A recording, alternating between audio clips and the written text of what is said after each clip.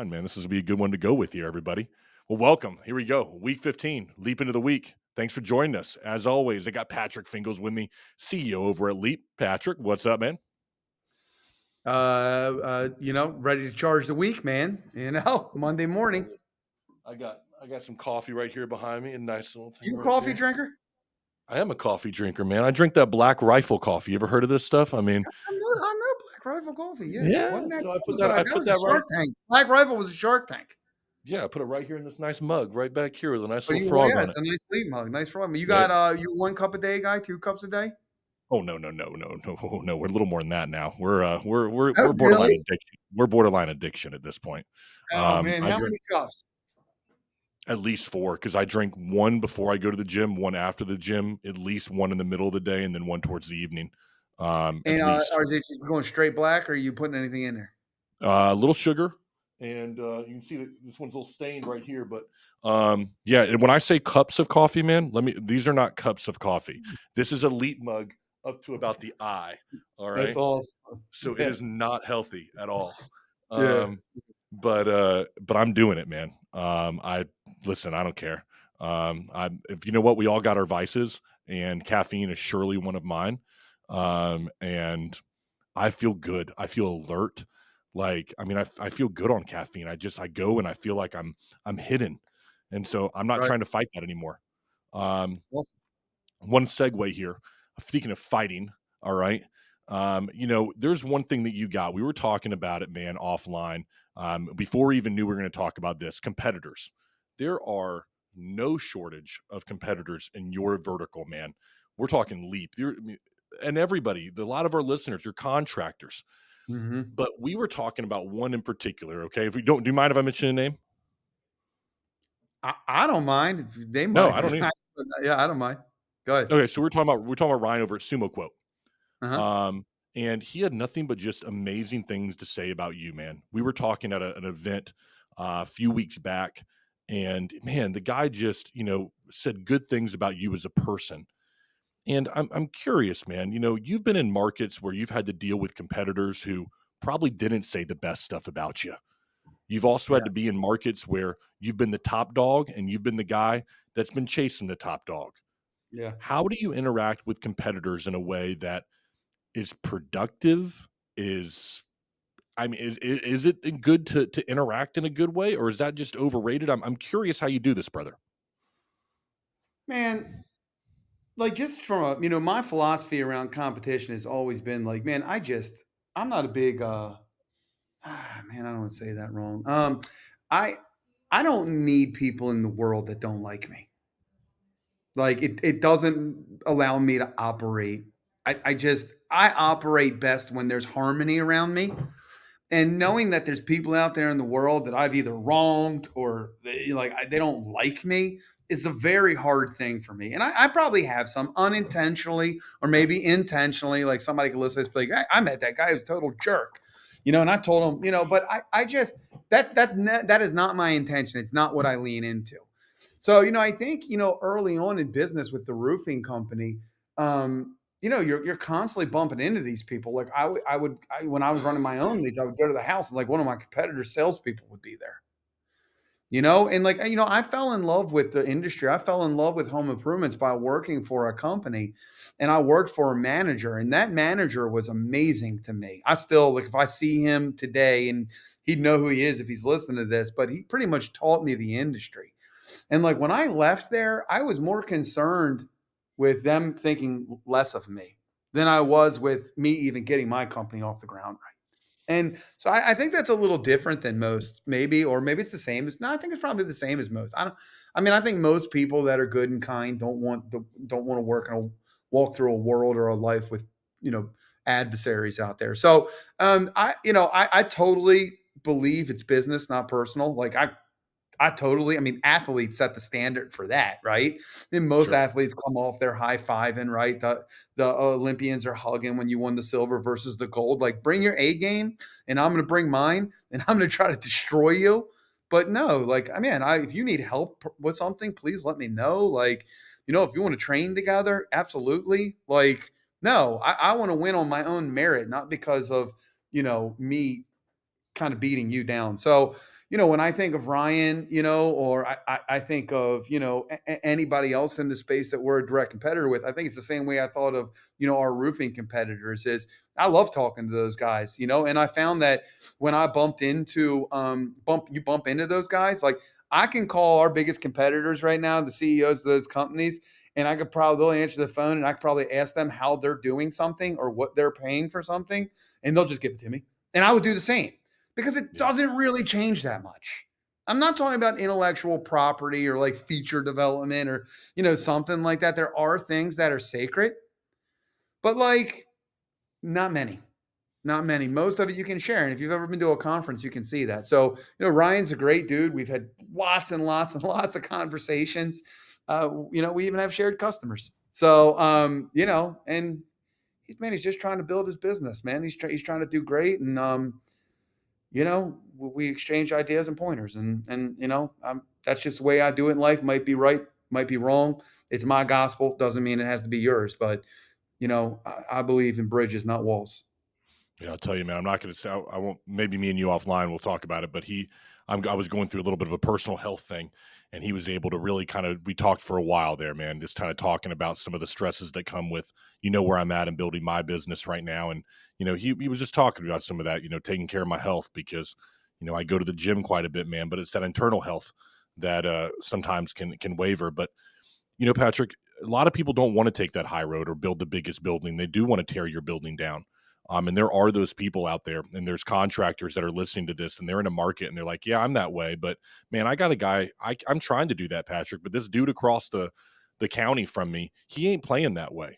He is Yeah, saying the negative things about me. He isn't playing nice in the sandbox, if you will.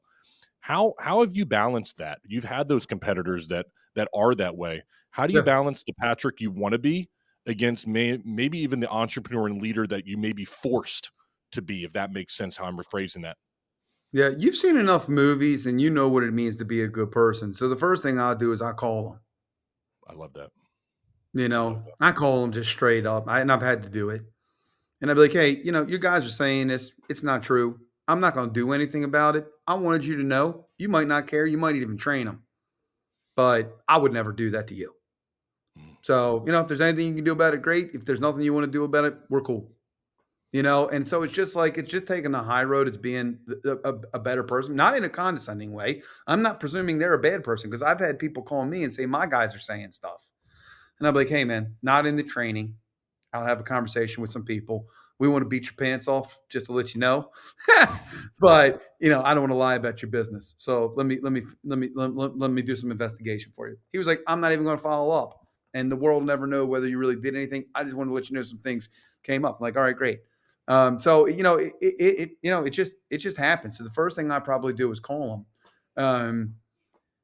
I'm not like a retaliator. I'm not going to do those same things because there's just better ways to get at it. And like I always believe in like mankind, like who believes that anyway?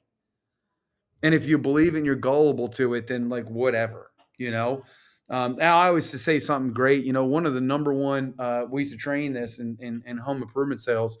One of the number one objections you get is you give somebody a price for a product, windows, roof, bath, whatever it is. The very first words out of the customer's mouth is, "Well, we got an estimate from such and such, and it's less." The number one reaction of a salesperson is to start dump trucking why they're less and yada, yada, yada. Mhm. Our response that we trained, which I always thought was magical, was okay, which estimate do you like better?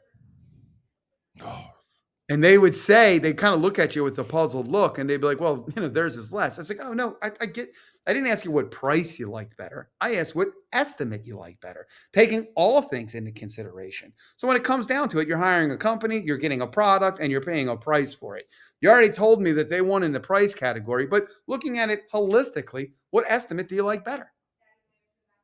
yeah. And often, because they're looking you dead in the face, they say, yours. And like disaster averted. I mean, I've heard that's because they're using a cheaper shingle. Our shingle's better, yada, yada, yada. And it's like, well, before you go there and you try to do like the price nuggets and like do the dump truck and close the gap, why don't you just ask them? It's just a natural reaction. They gave us a cheaper price. Okay, great. What estimate do you like better? Oh, it's such a great way to look at it, And man. it was so beautiful. And so then what we would do is we would say, if they did say, well, I like your estimate better, but they're pretty significantly cheaper. And while you're a little stronger, and they give you that kind of like wonky answer, then I would say, well, let me ask you something. Let's say we were both hypothetically the exact same price. Who would you hire? Mhm. And then 9 times out of 10, because you're standing there, they say you. And then I would say, why? And they would give me all these reasons, and I'd write them down. And then I'd put a price on that list. And I'd say, how much is that list worth? Because my price is $3,000 more than theirs. And you said you would hire mine because I showed up on time. I took my shoes off. The other company rescheduled twice. You have a thorough understanding of the products that I'm using. Like, is that worth 3 grand? Mm. And so I never got to a place where I had to say, well, they don't. Or they don't have a warranty, they don't have good products. So it's the same thing in like my competition. Like, Ryan sells Sumo Quote. We sell Sales Pro. Leap sells Sales Pro and Leap. It's if I'm talking to a consumer, I'll tell the consumer and Ryan the same thing. The reasons why I think our product beats their product, and he'd do the same, right? So we both kind of have that, and so I mean, it's just facts. It's not fiction, and you can let the consumer be the decision maker, and they can tell you their why instead of you telling them your why. And the last thing they want to hear is that your why is not because of you; it's because somebody else is not good. Yeah, man. There are so many gems right there. I want to ask you one follow-up question to though right there, Patrick, because I think that a lot of leaders might listen to this and they may say to themselves, "Oh, I'm that guy too." I don't say anything negative about my competition. Every team meeting, I'm telling my guys, we don't speak ill will, and they're saying those right things, Patrick. But I think there's also that type of leader. Maybe you can speak to this, who they get done with the team meeting in front of 20 people. They've said the right things in front of their team. But then the team meeting ends and it's kind of like one or maybe there's a couple guys that stick around. And then they start talking about that other guy and they start saying some things there. And it's kind of like, yeah, I know what I said in the team meeting, but man, screw those guys. Man, I'll tell you what, you know, they've been doing this for a lot of time, but don't let the new guys hear it. Just but you know what I mean. You know how we Yeah. feel about them. Screw them. And they say the right things in front of the group, but one on one with their people and the things that can kind of be seen behind the scenes, it paints a different picture for your competition. Yeah. Uh, I really hope that leaders kind of take it. Could you speak to that? Because who you are, how you speak about, let's say, a sumo quote, we've used that example when it's me and you, or how you speak about it to your team. Is it always consistent? And how important that is for a leader to be consistent in how they address this? Well, I mean, wouldn't that be perfect? I mean, I told you on the last episode, it's the practice of leadership, you know? So I learned something a long time ago. It's called cleaning it up. So yeah, you can do that. And then you can walk away from that conversation and feel a little dirty, Hmm. or you can walk away from that conversation and not feel anything. If you walk away and feel nothing, then yeah, I mean, you just got to work on your leadership, because then you're just being, that's not two-faced, but it's not a truth. It's not the strongest brand. It's the Kool-Aid. People got to drink it. I mean, Hmm. and if you're not drinking it, then it's just crappy Kool-Aid. But you can say something and then you can walk away from it. When you walk away from it, you like think back, man, I probably shouldn't have said that. Yeah. But it's okay. Yeah, I probably shouldn't have said that. And a lot of people move on from I probably shouldn't have said that. They just move on. It's no big deal. I already said it. What's it, man? Who gives a crap? I don't. If I think that for an instant, What do you do? I go back and clean it up. There you go. I just go back. I just takes 2 seconds. I just go back and say, "Hey, man, listen. I stood up in front of a group of people, and I said we don't say ill will." And then I walked out into a room with you, and I just went ill will, and like that was an imperfect me being an imperfect leader, man. And I actually believe more. There's truths in both things I said, but the person I want to be was the person that I stood up in front of that conference room and said all those things. The person I don't want to be is the person that walked out here and said that. So I just wanted to let you know that. Oh, man. And that dude, that's just that. There's Well, so much truth and again God, there's so vulnerability much in that truth. statement that Mm. employee or whoever that is going to walk away from you and just be like, "I work for a good person." That's the other thing, man. Like when you set the context and you can hold your head up and pretend like your shit don't stink. People Mm. like to work for that person. You Nope. know, they really do, man. Like, so it's like if you just stand up and you're just like, hey, man, we're going to be the best company we can be. We're going to be we're going to be kind to our competitors and kind to our friends, and we're just going to, we're just going to lead by example in that. Dude, you don't understand, like, oh, you might have not sold that one deal because somebody bashed you and you lost that $20,000. But maybe like that person struggles with recruiting, or maybe their guys are constantly quitting, or maybe their cancellation rate is really high. You don't have a complete picture. All you know is they bashed you. But when you Mm, step back and looked at it holistically, would you rather be them nope. or would you rather be you? Like, you Yep. don't like them. You like you. So great. Because that's what creates your uniqueness. So, like, how did you find out they bashed you? A customer told you? An employee told you? If they found out that you bashed through a customer, that's a great opportunity for you to be an amazing company. And you say, you know what? Some companies do that. We actually think they're a pretty solid company. Yeah. And you win with that consumer. If an employee comes to you and says it, you say, hey, listen, people are entitled to their opinions. I would just encourage you to explore your own thoughts about who we are, or Yeah. who I am. And so it's, if you're finding out that somebody's saying something bad about you, it's an opportunity for you to create relatedness, connection, and be the best. They're putting you on the leadership stage at that moment. So it's either with an employee or with a customer. And I look at those. I wish every lead I walked into, I was walking in behind somebody that just bashed the crap out of us, because Mm, I would just turn the table on them, because nobody deep down inside likes that. no. Nobody likes that. It's an awkward, weird feeling when somebody comes up to you and starts talking about another person or another Yep. company in a bad manner. People So don't true. like that. So We like true. hearing happy thoughts, not negative crap. So when that person walks out and they're like, "Hey, they just stood in here and they beat the hell out of you," be like, "I'm so sorry you had to hear that." Like, I hate it when people come up and just start talking about somebody else and everything. I don't know why they say that. We actually think they're a solid company. What I'd like to do to you is just give us, I give you our version of us, which I hope you appreciate and like. But we try to be a great organization, Love that. and I will answer honestly any questions that you have or concerns that maybe they brought up. I'll answer them for you. I'm winning that deal. Yes, you That are. guy's a sleazy salesperson, Yep. and it's, again. So I just, what a righteous opportunity to just take the high road, Folks, I hope you hear everything. I'm going to take so many good gems away from this one right here. I love what you said here, Patrick, about which estimate do you like better? We know which one is cheaper. I'm asking you, which one do you like better? And I love what you said right there. Oh, let's just say they were this way. Which one would you go with? Well, I'd go with you. Why? Um, like, Yeah. these are the kind of things, and what it comes down to, and what I have circled right here, is build your own building. Stop trying to tear the other person's building down. Um, and the last thing I have right here is have the conversation. If you feel like there might be somebody out there that's having something negative to say, pick up the phone, stop by, say hello, put it, you got to sometimes face people.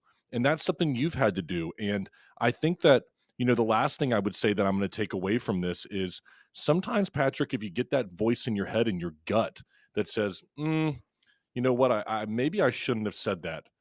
I'm telling you, folks, if you're listening to this and that happens to you today, turn your butt back around and have the conversation that's going to be tough. Your Yeah. gut is Even if trying to it's tell a you week something. later. A week later. There you go. You don't have to turn around, walk back in the room. And listen, one little thing we left out. If the negative things that somebody's saying about you are true, well, then make them not. This is, yeah. And go vulnerable. I mean, if you're trying to run your business and you're doing something and somebody's got, 40 negative Better Business Bureau complaints, and your competition's walking in and they're saying, "Have you looked at their Better Business Bureau record?" Hmm. Well, you need to create a sales story or a sales pitch to talk about up front, and you bring it to the forefront. Hey, maybe you've seen it, maybe you haven't, but likelihood is you're going to see our Better Business. Let me tell you exactly how we got to that place, and let me tell you all the things we've done to mitigate that. And without trust from customers like yourself, we're never going to be able to correct that. Every company makes mistakes. They can go down a path that's incorrect or wrong. What we want them to do is not necessarily go out of business and kill free enterprise. What we want them to do is correct that behavior and start to be a better company. And that's what we've done. So, like, there's always a way to take a negative and make it a positive, as long as it's surrounded by truth and sincerity. So we didn't talk about whether the negatives are actually true, but if they are, there's clean them up. Clean You're it right. up and be honest with it about your with your employees or with your consumers. Your glass doors are dog crap, and the employee did an interview with somebody else, and they're bagging you on your glass door. Charge it head on, man. Charge it head Yes. on. Because what are you going to do? You're just going to say bad. Well, theirs is good, but that's because they paid their employees. Like the employees, like, oh, sleaze person, Uh, like sleaze person. Just yeah. charge it head on. Vulnerability is the number one way to win the heart of somebody. And the best time to be vulnerable is when you're not at your best.